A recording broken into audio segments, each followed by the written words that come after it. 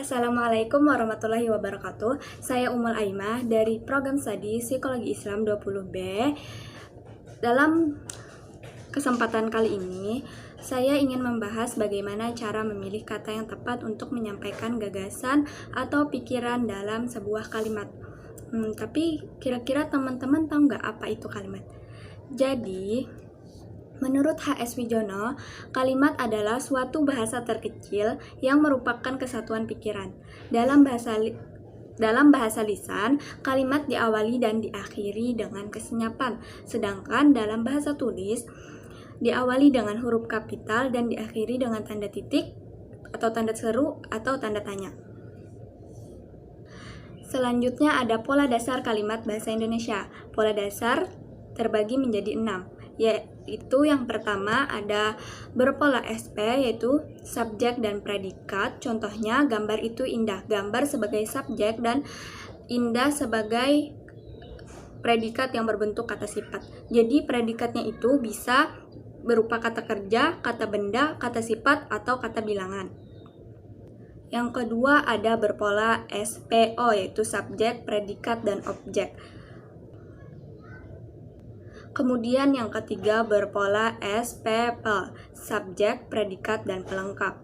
Contohnya, anaknya berternak kambing. Anak sebagai subjek, beternak sebagai predikat, dan kambing sebagai pelengkap. Kemudian yang keempat berpola SPOP, subjek, predikat, objek, dan pelengkap. Contohnya adalah dia mengirimi saya surat. Dia sebagai subjek, mengirimi sebagai predikat, saya sebagai objek, dan surat sebagai pelengkap. Kemudian yang kelima ada berpola SPK, subjek, predikat, dan keterangan. Contohnya, mereka berasal dari Jakarta. Mereka sebagai subjek berasal sebagai predikat, kemudian dari Jakarta sebagai keterangan. Kemudian yang terakhir ada berpola SPOK, yaitu subjek, predikat, objek, dan keterangan. Contohnya, adik memasukkan pakaian ke dalam lemari. Adik sebagai subjek memasukkan sebagai predikat, kemudian pakaian sebagai objek, kemudian yang terakhir ke dalam lemari sebagai keterangan. Kemudian yang pembahasan ketiga adalah jenis kalimat. Jenis kalimat terbagi menjadi 3. Jenis kalimat menurut struktur gramatikal, menurut gaya atau retorika, kemudian yang terakhir menurut fungsinya. Pertama, struktur gramatikal. Struktur gramatikal yaitu kalimat bahasa Indonesia dapat berupa tunggal dan kalimat majemuk. Jadi struktur gramatikal Jadi jenis kalimat menurut struktur gramatikal terbagi menjadi 2, yaitu kalimat tunggal dan kalimat majemuk. Yang pertama ada kalimat tunggal. Kalimat tunggal terdiri atas satu subjek dan satu predikat. Berarti polanya SP ya. Tapi pada hakikatnya, kalau dilihat dari unsur-unsurnya, kalimat yang panjang-panjang dalam bahasa Indonesia dapat dikembalikan kepada kalimat-kalimat dasar yang sederhana. Kalimat-kalimat tunggal yang sederhana itu terdiri atas satu subjek dan satu predikat. Sehubungan dengan itu, kalimat-kalimat yang panjang itu dapat pula ditelusuri pola-pola pembentukannya. Pola-pola itulah yang dimaksud dengan pola kalimat dasar yang sudah saya jelaskan sebelumnya. Kemudian yang kedua itu kalimat majemuk. Kemudian kalimat majemuk ini terbagi menjadi 3 lagi, yaitu kalimat majemuk setara, kalimat majemuk bertingkat, dan kalimat majemuk campuran. Pertama, kalimat majemuk setara. Kalimat majemuk setara adalah struktur kalimat yang di dalamnya terdapat sekurang-kurangnya 2 kalimat dasar dan masing-masing dapat berdiri sebagai kalimat tunggal, disebut kalimat majemuk setara atau koordinatif. Kedua, ada kalimat majemuk bertingkat. Kalimat majemuk bertingkat mengandung satu kalimat dasar yang merupakan inti utama atau beberapa kalimat dasar yang berfungsi sebagai pengisi salah satu unsur inti seperti keterangan, subjek, dan objek. Kemudian yang ketiga, kalimat majemuk campuran. Kalimat majemuk campuran adalah gabungan antara kalimat majemuk setara dengan kalimat majemuk bertingkat atau tak setara. Dalam kalimat majemuk campuran, sekurang-kurangnya terdapat 3 inti kalimat atau 3 klausa. Kemudian yang kedua, jenis kalimat menurut gaya atau retorika.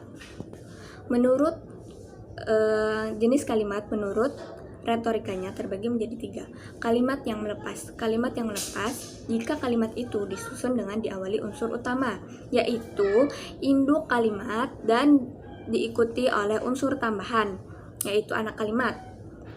Gaya penyajian kalimat itu disebut melepas.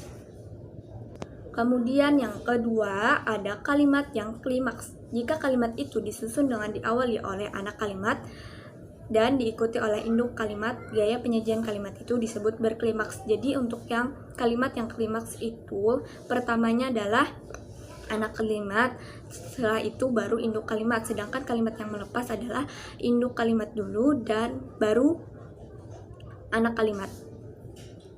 Kemudian yang ketiga ada kalimat yang berimbang. Jika kalimat itu disusun dalam bentuk majemuk setara atau majemuk campuran yang seperti sudah saya jelaskan tadi, gaya penyajian kalimat itu disebut berimbang. Kemudian jenis kalimat menurut fungsinya. Menurut fungsinya terbagi menjadi 4. Pertama, kalimat pernyataan.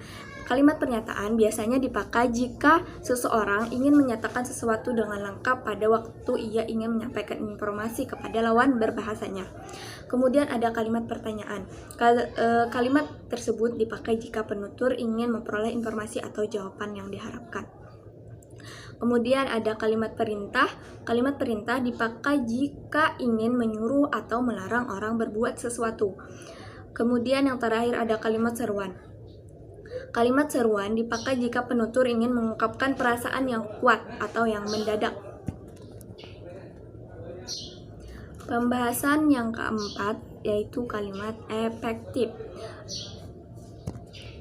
Jadi di sini ada 4 pendapat dari beberapa pakar. Yang pertama dari Arifin.